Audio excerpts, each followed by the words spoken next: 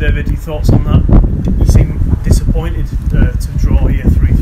Yeah, I thought when you come away from home and you score 3 goals away from home, 3 well-worked goals that we'd worked on all week in training, then it's disappointing that you concede 2 very soft goals from set plays, from 2 corners, and I thought the second goal after half time, 6 minutes, is really poor defending. So these things are difficult, because I thought in normal play the whole team, the back 4, defended really well, but it just seemed to switch off in it and the ball goes dead from a set play, and that's cost us 3 points today.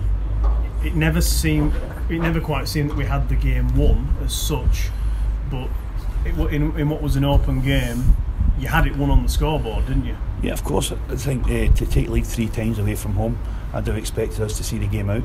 I think you look at both teams and they are where they are in the league because we do concede poor goals. I thought the front 3 for Plymouth today were very good, and I thought our front 3 were very good, our front 4 we played, and we created chances, and we should see the game out. Disappointing, but as I say, it's a point gained, but I think it's 2 dropped to the off. It's the cut of both things, but as I say, it's 3 goals away from home. I'd expect to get back up to Bradford with 3 points.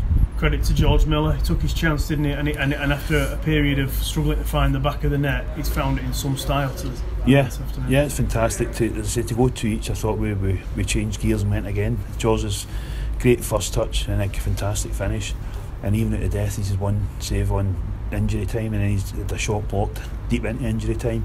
So I think we should have been back home with all 3 points, but I say it's disappointing that we've only took a point. On a more positive note, the deficit is now 6 points. It's very tight at the bottom between quite a few clubs, and it's another building block. It's another positive result. It's not a defeat. Yeah, of course it is. It's a long travel down here.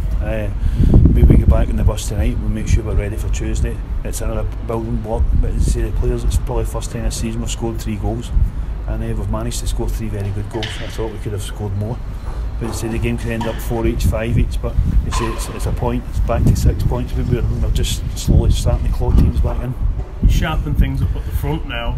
Is it you think the lads might have taken some focus off at the back? Because in recent weeks defensively we seem to improve, didn't we? Yeah, I think it's difficult just now because obviously we've got Kelvin Miller who's playing left centre back, who's a full back, and I thought he'd done really well today against probably one of the informed strikers in the league, even though they're down in the bottom 4 with us. So we knew it was going to be a tough ask, but as I say, I'm disappointed for the goals we did. Really conceded were poor, but on the whole I thought the players done magnificent, and I thought we should have had 3 points. Just lastly, it's a massive couple of games coming up and a big week running into the Walsall game. Are you happy that you're going into that with a point in the bag rather than something more negative? Yeah, of course we are. I think anybody will tell you to build blocks, and I think that's the only one in 6 or 7 games now so everybody's starting to see a change.